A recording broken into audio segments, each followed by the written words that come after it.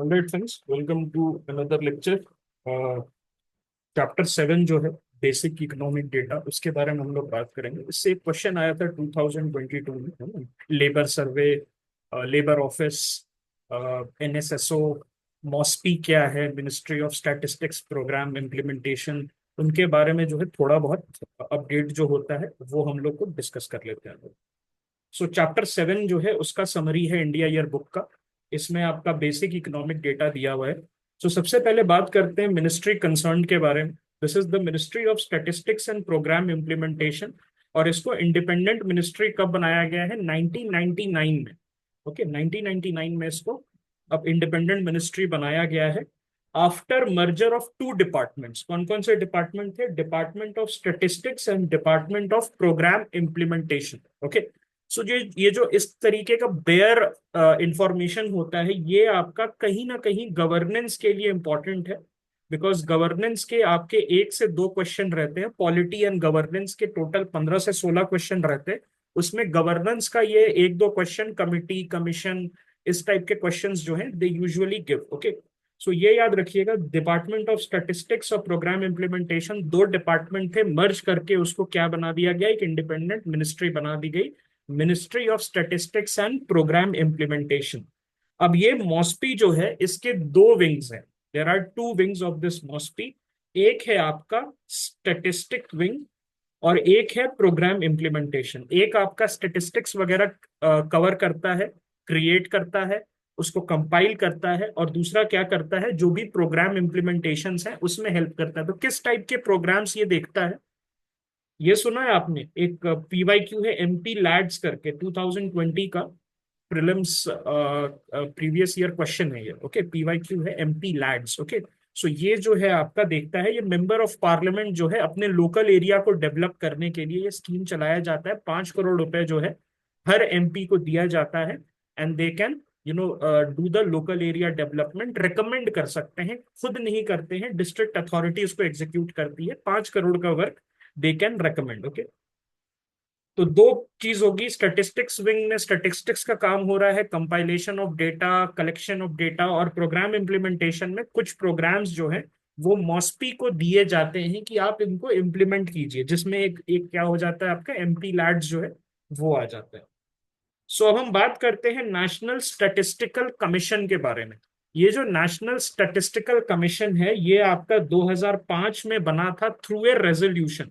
So this is not a statutory body. Statutory body कैसे होता है? जब वो एक्ट के थ्रू बनता है। जब भी आप कोई बॉडी को एक्ट के थ्रू बनाते हैं, then it become statutory body. Example के तौर पे क्या ले सकते हैं? एनएचआरसी है क्या statutory body? NHRC, NHRC is it A statutory body? Yes और नो? जिससे यस और नो। ओके, अगर एक्ट पे बना है तब वो स्टैट्यूटरी बॉडी है। मैंने ये बताया था ना। ओके, यही चीज मैंने बताई थी, है ना? सो जो आपका एनएचआरसी है वो protection of human rights act 1993 से बना है। सो वो हुआ स्टैट्यूटरी बॉडी। ओके। सो ऐसी body which finds it's mention in the constitution, it become the constitutional body. ऐसी बॉडी जो कॉन्स्टिट्यूशन में जिसका मेंशन होता है वो कॉन्स्टिट्यूशनल बॉडी होती है। जैसे एनसीएससी, एनसीएसटी, एनसीबीसी, ये सारे जो हैं आपके क्या है? कॉन्स्टिट्यूशनल बॉडी है, because they are mentioned in one of the articles of the constitution. ऐसी body which are created via the act of parliament, they will be called as statutory body. Example के तौर पे NHRC, SEBI हो गया, ये सारी चीजें जो है। और अपग्रेडेशन भी हो सकता है। इसका मतलब क्या है? Non statutory body can become a statutory body later. मतलब वो ऐसे नॉर्मली आप उसको बनाएंगे और उसके बाद उसको स्टैट्यूटरी स्टेटस दे देंगे, तो लॉ के अंडर में जो है वो स्टैट्यूटरी बॉडी बन जाएगा। और एक statutory body can also get upgraded to a constitutional body. जैसे आपका एनसीबीसी हुआ है, एनसीबीसी को इन्होंने क्या किया? उसको अपग्रेड करके कॉन्स्टिट्यूशनल बॉडी हाल फिलहाल में बना दिया। उसी तरीके से तीसरा बॉडी क्या होता है? हमने पढ़ा कॉन्स्टिट्यूशनल, हमने पढ़ा created by a law of act, तो वो क्या बन जाएगा? स्टैट्यूटरी। अब एक और होता है गवर्नमेंट रेजोल्यूशन से। जो एग्जीक्यूटिव है वो रेजोल्यूशन से जो है एक बॉडी को बना रहा है। जैसे नीति आयोग है, सो उसी तरीके से आपका नेशनल स्टैटिस्टिकल कमीशन है। अब यहां पर क्या है, this can be created if bye a resolution, so it can also be destroyed by a resolution. अगर मोदी जी चाहें तो आज शाम को नेशनल स्टैटिस्टिकल कमीशन को खत्म कर सकते हैं। अगर वो चाहें आज शाम को, तो वो नीति आयोग को खत्म कर सकते हैं। क्या एनएचआरसी को खत्म कर सकते हैं? एनएचआरसी को खत्म कर सकते हैं अगर आज चाहें तो, शाम को। अभी 3 बज रहा है, क्या 5 बजे तक नहीं कर सकते? क्यों? क्यों नहीं खत्म कर सकते? बिकॉज वो पार्लियामेंट के थ्रू ही खत्म होगा, बिकॉज उसको स्टैट्यूटरी बैकिंग है। ओके। और अगर कॉन्स्टिट्यूशनल बैकिंग है, means it is mentioned in the constitutional, it's a constitutional body. So उस केस में क्या होता है, आपको कॉन्स्टिट्यूशनल अमेंडमेंट के थ्रू उसका डिलीशन करना पड़ेगा। Is this concept clear? Okay. So national statistical commission जो है, it was set up in 2005 through a resolution. Simple सा एक ऑर्डर आता है, एक रेजोल्यूशन आता है गवर्नमेंट का, जिसमें लिखा रहता है कि हम जो है एक नया बॉडी क्रिएट कर रहे हैं। जैसे आपका नीति आयोग क्रिएट हुआ, नीति आयोग को जो है ना कॉन्स्टिट्यूशनल स्टेटस है ना स्टैट्यूटरी स्टेटस है, उसको सिर्फ एक रेजोल्यूशन के थ्रू बनाया गया। और ये रंगराजन कमीशन जो है, उसके जो रिकमेंडेशंस है, ओके, सो रिकमेंडेशंस किया गया था रंगराजन कमीशन का, and Rangarajan commission was asked to look into the statistical business of the government. और statistical business of the government जो है, उसको, उसमें उन्होंने क्या कहा कि एक नेशनल स्टैटिस्टिकल कमीशन बनाया जाए। और वो 2005 में थ्रू अ रेजोल्यूशन बनाया गया था। एंड इसमें सीईओ नीति आयोग जो होते हैं, he is the ex officio member. So chief executive officer NITI Aayog जो है, he is the ex officio member. तो सीईओ कौन से पायदान पे होते हैं? अगर मैं हायरार्की की बात करूं, तो नीति आयोग में कौन से नंबर पे आते हैं? नंबर 3 पे आते हैं, नंबर 3 पे आएंगे, नंबर 1 पे प्राइम मिनिस्टर साहब होंगे, नंबर 2 पे वाइस चेयर, और नंबर 3 पे फिर आपका सीईओ आ जाएगा, है ना? सो प्राइम मिनिस्टर जो है, he is the chairperson, the ex officio chairperson. उसके बाद एक वाइस चेयरपर्सन होता है, हु इज द चेयर। उसके बाद आपका क्या होता है? फिर आपका आता है चीफ एग्जीक्यूटिव ऑफिसर। ओके। फिर आपका आता है चीफ एग्जीक्यूटिव ऑफिसर। ओके। सो इस चीज को ध्यान रखिएगा। इसमें जो है नेशनल स्टैटिस्टिकल कमीशन में चेयरपर्सन और 4 पार्ट टाइम मेंबर जो है आपके काम करेंगे। ठीक है। अब हम बात करते हैं एनएसओ के बारे में। National statistics office, it coordinates statistical activities in the country and evolves the statistical standards. So NSO जो है आपका, ये क्या करता है? स्टैटिस्टिकल एक्टिविटी जो है उसको कोऑर्डिनेट करता है। और क्या क्या एक्टिविटीज करता है? Compilation of national accounts, index of industrial production, IIP सुना है बहुत, टेस्ट सीरीज वगैरह में आईआईपी के क्वेश्चंस आते हैं। Consumer price index, urban, rural और combined. Okay. And preparation of national industrial classification, NIC 2024 prelims का ये क्वेश्चन है। अब आप कहेंगे ये तो मैंने देखा नहीं, कहां से ये बोल रहा है? वो क्वेश्चन याद है, मिनरल एक्सप्लोरेशन टर्शरी है कि सेकेंडरी है कि प्राइमरी है? आया याद? सो वो कहां से क्वेश्चन इन्होंने दिया था? ये एनआईसी से दिया था। अब बहुत सारे लोग बोल रहे थे कि mineral exploration is a tertiary activity. Was it a tertiary activity? No. According to the National Industrial Classification, it was a primary activity. Okay. So I don't think that this kind of questions need to be asked. But again, okay, because आप अगर अपना general knowledge लगाओगे, तो exploration should be coming into the tertiary. लेकिन NIC 2008 जो है, वो exploration को primary, mineral exploration को या oil exploration को primary activity में जो है कंसिडर करता है। तो answer should be primary activity. Okay. Exploration कर रहा है, एक्सट्रैक्शन नहीं कर रहा है ना, उसमें साइंटिस्ट का सर्विस लग रहा है ना, some professional is getting engaged, है ना? तो उस तरीके से so many coaching institutes they went with the tertiary option. लेकिन एसएनए जो हमारा, सॉरी, एनआईसी 2008 है, उसके अकॉर्डिंग हमारा जो है ये primary activity. NSO also compiles gender, energy and human development statistics। अब ये जेंडर वाला जो है, ये चीज याद रखिएगा, बाद में इंपॉर्टेंट हो जाता है। नेशनल अकाउंट्स की अगर हम बात करें, सो मॉस्पी जो है, मॉस्पी का मतलब क्या है, ministry of statistics and programme implementation, and it is responsible for its preparation of the national accounts. उसमें क्या क्या आता है, एस्टिमेट्स ऑफ जीडीपी आता है, नेशनल इनकम का एस्टिमेट आता है, government private final consumption expenditure, GFC and PFC, ये आपको याद होगा, और कैपिटल फॉर्मेशन। बहुत सारे तरीके हैं जीडीपी को कैलकुलेट करने का, उसमें अगर आपको याद होगा चिग्जम मेथड याद है, C+I+G+X-M, जिसमें कंजम्पशन, इन्वेस्टमेंट, गवर्नमेंट एक्सपेंडिचर, आपका एक्सपोर्ट्स माइनस इंपोर्ट्स हो रहा था, है ना। सो उस टाइप से अगर आपको जीडीपी डालना है तो वहां पर आपको MoSPI is responsible for its preparation, ठीक है। मॉस्प है एनुअली क्या पब्लिश करता है, NAS, that is the national account statistics, और इसमें जो है सारा डेटा आपका प्रेजेंट होता है। उसके साथ साथ जो है MoSPI it also does the price statistics. तो प्राइस स्टेटिस्टिक्स में क्या आ जाता है आपका, CPI और WPI आ जाता है। सो कंज्यूमर प्राइस इंडेक्स जो है इसने सेपरेटली रूरल, अर्बन और कंबाइंड सेक्टर के लिए करना शुरू कर दिया था। पहले जो है मंथली बेसिस पे कर रहा था with a base year of 2010।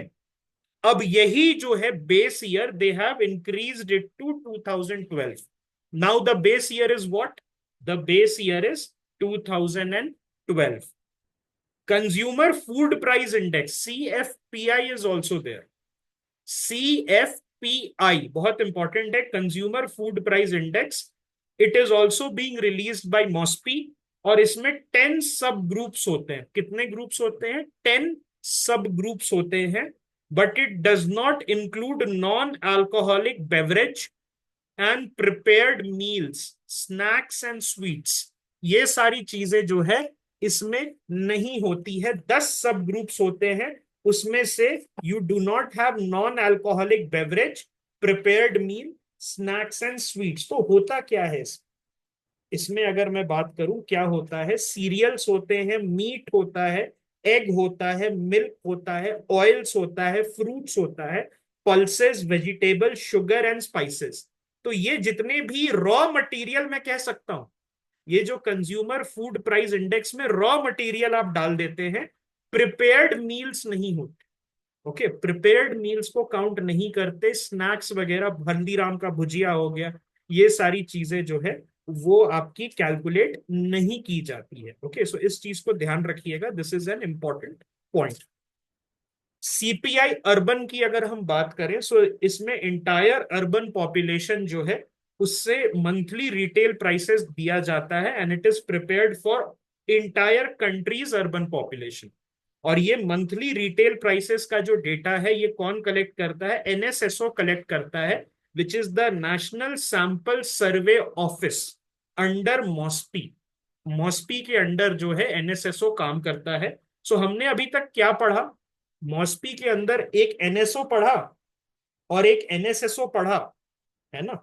मॉस्पी के अंदर हमने देखा एक NSO था और एक NSSO था। तो ये बहुत इंपॉर्टेंट है, इसका ऑर्गेनाइजेशनल स्ट्रक्चर जो है दैट बिकम्स इंपॉर्टेंट। ऑलराइट, ठीक है।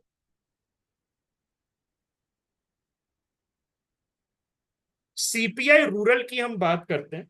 CPI रूरल में हम देखते हैं क्या है कि टिल 2018 CPI रूरल का डेटा कौन कलेक्ट करता था, very surprising, department of posts. ये सेंस बनाता है आपको रूरल एरिया में किसकी पहुंच है। आपके पोस्ट ऑफिस तो हर गांव में होता है, और आज की डेट में इंडियन पोस्ट का मेन फोकस पोस्ट पे है क्या, इंडिया पोस्ट का मेन फोकस क्या पोस्ट पे है, नहीं, बैंकिंग पे है एंड फिनेंस पे है। बैंकिंग एंड फिनेंस, इसीलिए जो है आपका इंडियन पोस्टल सर्विस ऑफिसर्स जो है अभी भी रिक्रूट किए जा रहे हैं। अब आप बोलेंगे यार अब तो व्हाट्सएप का जमाना है, नहीं, इन्होंने क्या किया, they have pivoted using the same infrastructure, they have pivoted to banking and finance, providing the last mile connectivity. So 2018 तक डिपार्टमेंट ऑफ पोस्ट को दिया जाता था। उसके बाद क्या हुआ, आफ्टर दैट नाउ जो है 2018 से मॉस्पी इसको हैंडल कर रहा है। ठीक है। और मंथली डेटा कौन देता है? एनएसएसओ देता है। होलसेल प्राइस इंडेक्स, ये भी मॉस्पी रिस्पॉन्सिबल है for releasing the monthly data. तो आरबीआई क्या यूज करता है? सीपीआई यूज करता है कि डब्ल्यूपीआई यूज करता है इन्फ्लेशन कैलकुलेट करने के लिए? सीपीआई यूज करता है। पहले क्या यूज करता था? पहले क्या यूज करता था? डब्ल्यूपीआई यूज करता था। ओके। पहले जो है वो डब्ल्यूपीआई यूज करता था। I hope this is clear. ठीक है। सो ये आपका इंपॉर्टेंट हो जाता है इन द इकोनॉमी सेक्शन। फिर data collection from organize sector कहां से आता है? ये आपका Office of Economic Adviser, OEA, in the Department of Promotion of Industry and Internal Trade, DPIIT, Ministry of Commerce and Industry. ये Ministry of Commerce and Industry में DPIIT है, that is the Department of Promotion of Industry and Internal trade. उसके अंदर एक office of Economic adviser है, जो जो data collection है ऑर्गेनाइज सेक्टर का, उसमें हेल्प करता है, फैसिलिटेट करवाता है। अब हम बात करते हैं इसके बारे में, इंडेक्स ऑफ इंडस्ट्रियल प्रोडक्शन। ये एक इंपॉर्टेंट टॉपिक है, बहुत ज्यादा आपके टेस्ट सीरीज वगैरह में बहुत सालों से पूछता जा रहा है, स्पेशली विजन वगैरह के टेस्ट सीरीज में। इसका बेस ईयर क्या है? 2011 and 12, and it is released every month, and it is compiled by the Ministry of Statistics and Program Implementation only, IIP याद रखिएगा। एंड इट इज जो आपका मेन जो इसका कोर डेटा है, ये एनएसओ जो है, National Statistical Office of the MoSPI, वो लेके आ रहा है। Okay. I hope this is clear. So अब ये इसमें जो है, इसको हम लोग देखते हैं कि ये है क्या। IIP is an indicator. ये क्या है? एक इंडिकेटर है जो मेजर करता है changes in the volume of production of industrial products, okay, during a given period. what it does is it measures the changes in the volume of production of industrial product। और इसका जो है 40% 8 sectors को allocated है। इसका जो weightage की अगर हम बात करें तो 40% it is allocated to 8 sector, जिनको हम कोर 8 सेक्टर्स कहते हैं। ओके। और ये आईआईपी जो है एक कंपोजिट इंडिकेटर है, जो दो तरीके से आपका इंडस्ट्री को क्लासिफाई करता है। पहला ब्रॉड सेक्टर है, उसमें माइनिंग देखता है, मैन्युफैक्चरिंग देखता है और इलेक्ट्रिसिटी देखता है। और फिर यूज्ड बेस सेक्टर में बेसिक गुड्स देखता है, कैपिटल गुड्स देखता है और इंटरमीडिएट गुड्स देखता है। तो तीनों में डिफरेंस क्या हुआ? कैपिटल गुड्स जो है आपका, उसको हम क्या बोलेंगे? Can anybody tell me? Intermediate सभी को समझ में आ गया, जिसको आप रॉ मटेरियल की तरह यूज कर रहे हैं। जैसे एक बेकर के लिए जो है अंडे, तेल, फ्लावर, ये सब जो है इनके लिए क्या हो गया? इंटरमीडिएट गुड हो गया, जिससे एक फाइनल प्रोडक्ट बनाएंगे। कैपिटल गुड्स क्या होता है? कैपिटल गुड्स जो है, these are tangible assets which are not intended for direct consumption. जैसे एक आईटी ऑफिस के लिए कंप्यूटर हो गया वो कैपिटल गुड्स में। एक इंडस्ट्री के लिए फैक्ट्री हो गया, ओवन हो गया बेकरी के लिए, बहुत बढ़िया। ठीक है। और बेसिक गुड्स में क्या आ जाता है? बेसिक गुड्स में क्या आ जाता है? Any idea? एसेंशियल आइटम्स आपका चावल, दाल, है ना, वाटर, ये सारी चीजें। ओके। एजुकेशन बेसिक गुड्स है, आप डायरेक्टली उसको कंज्यूम कर रहे हैं। ठीक है। अब हम 8 कोर सेक्टर की बात करते हैं, तो आईआईपी का जो एलोकेशन है, उसमें 40% is dedicated to these 8 sectors, जिनको हम 8 कोर सेक्टर्स कहते हैं। और in the decreasing order of weightage अगर मैं बात करूं, सबसे ज्यादा किसको दिया जाता है? Refinery products. ओके। सो रिफाइनरी प्रोडक्ट्स, इंडिया आप जानते हैं कि एक ऑयल डिपेंडेंट इकोनॉमी है, और हम ऑयल एक्सट्रैक्ट नहीं करते हैं बहुत ज्यादा, हम ऑयल बाहर से इंपोर्ट करते हैं।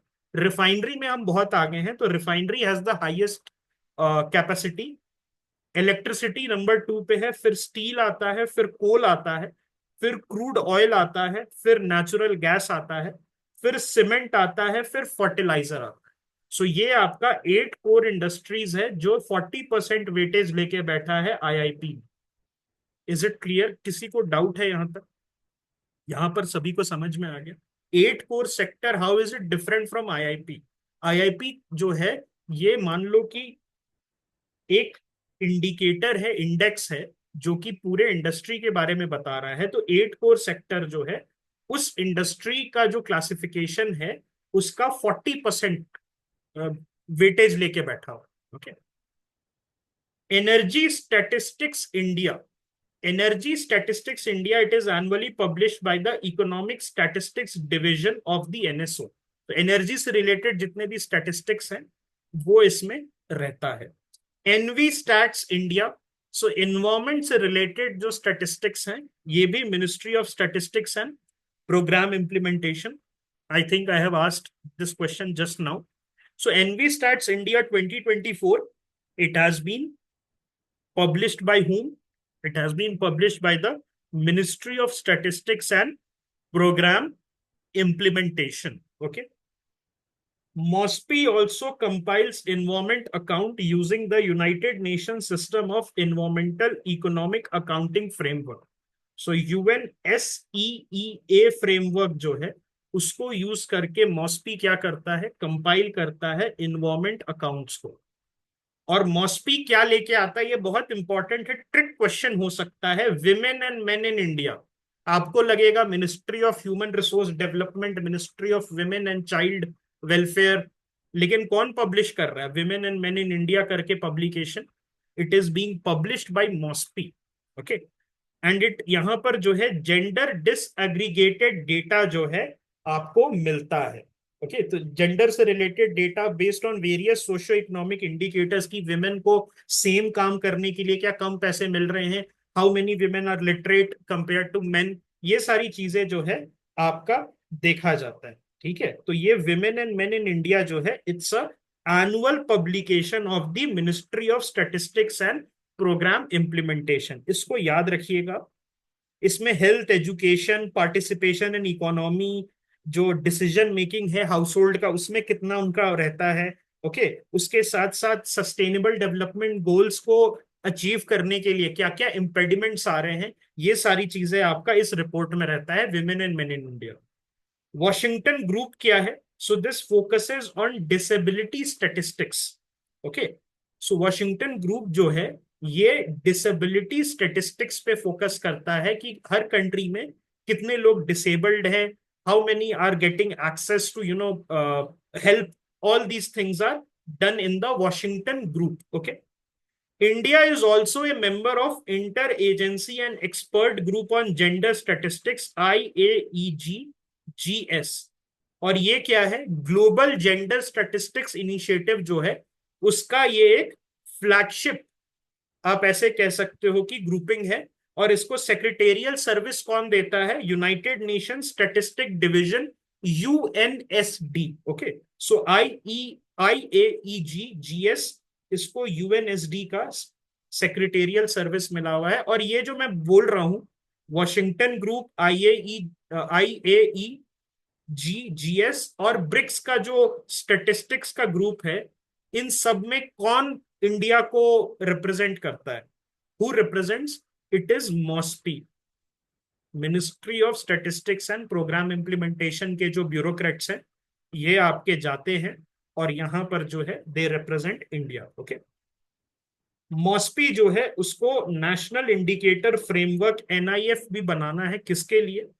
For SDGs। आपको पता है मिलेनियल डेवलपमेंट गोल को रिप्लेस करके SDG बना है, और ये 2015 से 30 के बीच में आपका रहेगा।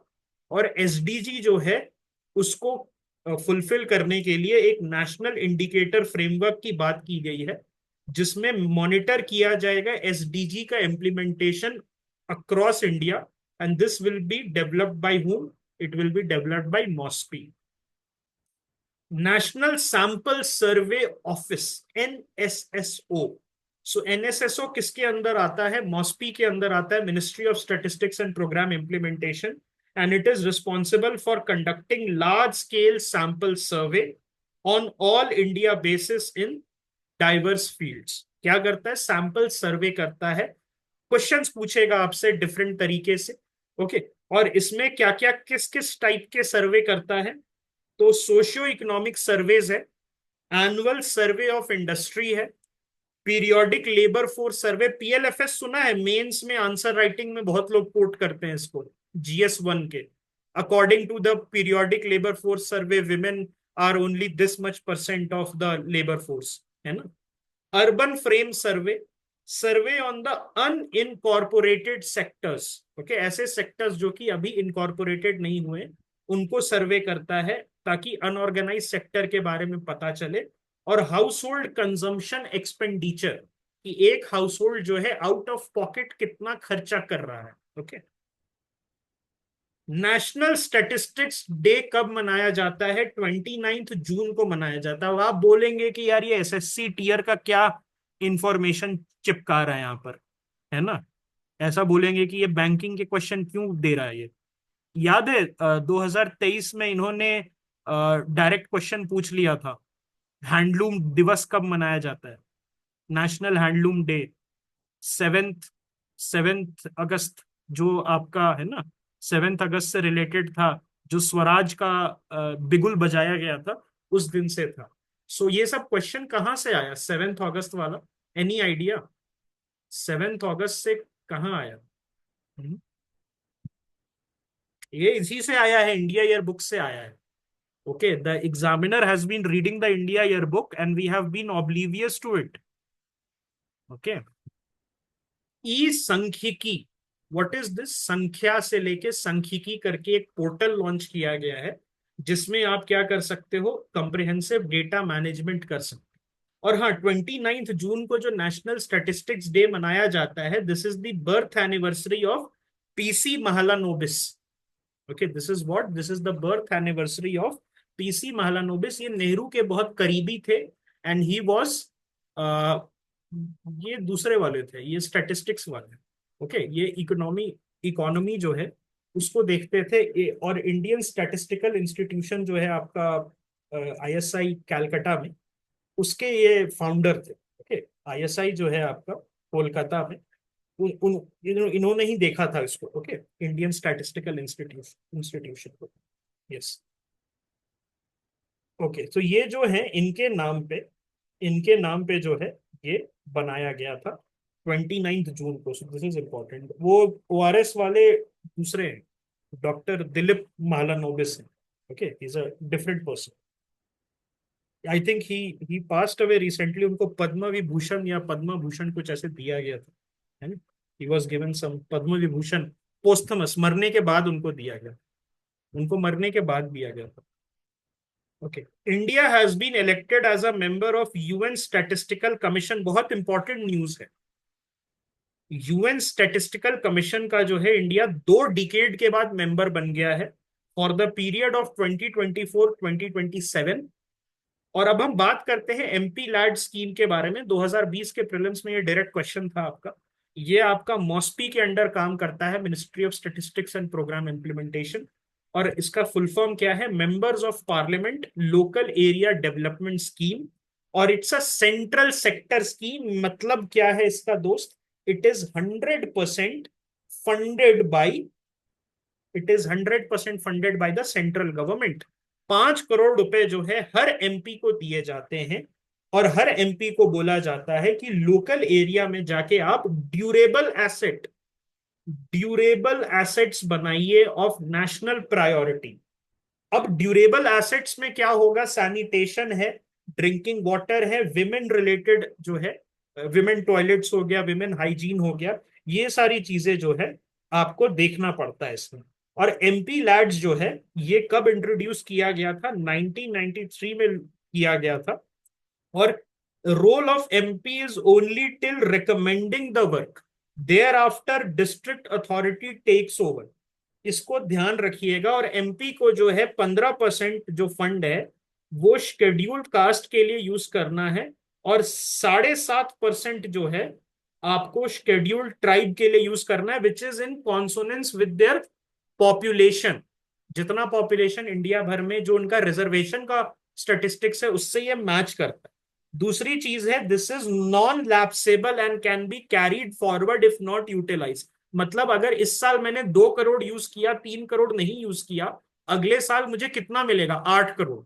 So it is a non lapsable fund. यही क्वेश्चन आया था 2020 प्रीलिम्स में। उसके बाद जो है यहां पर आप 25 लाख रुपए जो है अपने कॉन्स्टिट्युएंसी के बाहर भी जो है यूज कर सकते हैं। और what about Rajya Sabha MP? Rajya Sabha MP कहीं भी कर सकते हैं। राज्यसभा एमपीज जो है they can do anywhere in India. Alright, वो जो है जहां भी चाहे वो अपना एमपी लैड्स जो है वो प्रोग्राम कर सकते हैं। ठीक है। So I think this is something, ये जो राज्यसभा वाले हैं उनको छूट दी गई है ना, उनको छूट दी गई है इस बारे में, है ना? यस। नहीं नहीं, sorry, yes you are correct. Okay. यहां पर क्या है ना, एमपी लैड्स में किसी भी डिस्ट्रिक्ट में राज्यसभा एमपी जो है किसी भी डिस्ट्रिक्ट में इन द स्टेट, बिकॉज वो किसी डिस्ट्रिक्ट से कॉन्स्टिट्युएंसी से आते नहीं है। सो अपने स्टेट में, जैसे जयशंकर साहब गुजरात के हैं ना, तो वो गुजरात में ही देंगे। ओके। लेकिन किसी भी स्टेट में दे सकते हैं, कच्छ में, गिर में, है ना, कहीं भी दे सकते हैं, अहमदाबाद में। लेकिन अगर आप नॉमिनेटेड है, मतलब सचिन तेंदुलकर रेखा टाइप है आप, अगर नॉमिनेट किया गया है, या आपको जो सुधा मूर्ति टाइप है, तो then you can do anywhere in India. Okay. फिर जो है आप कहीं भी कर सकते हो। तो राज्यसभा मेंबर है, so any district of with in your state. Okay. और नॉमिनेटेड में एनीवेयर इन इंडिया। और अगर लोकसभा वाले हैं तो जहां पर आपका, ओके, जहां पर आपका कंस्टिट्युएंसी है आप वहां पर कर सकते हैं। Okay. I hope this is clear. All right. और इसमें क्या है, इसमें और भी एक चीज है कि at least 10% of the work has to be seen. Okay. जो डिस्ट्रिक्ट मजिस्ट्रेट है आपका, उसको 10% जो है वो वर्क को जो है जाके देखना होगा पर्सनली। ओके। और एक और चीज है, एमपी लैड्स जो है ये मनरेगा से लिंक्ड है। मतलब मनरेगा के काम में भी आप इसको यूज कर सकते हैं। और खेलो इंडिया प्रोग्राम के लिए स्पोर्ट्स इंफ्रास्ट्रक्चर डेवलप आप करा सकते हैं। ओके। सो ये दोनों चीज जो है आप अलाउ कर सकते हैं। ठीक है।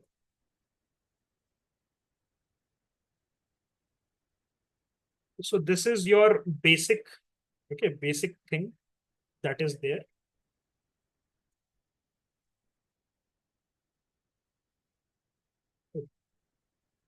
Any questions that you guys have? Any questions in this? No.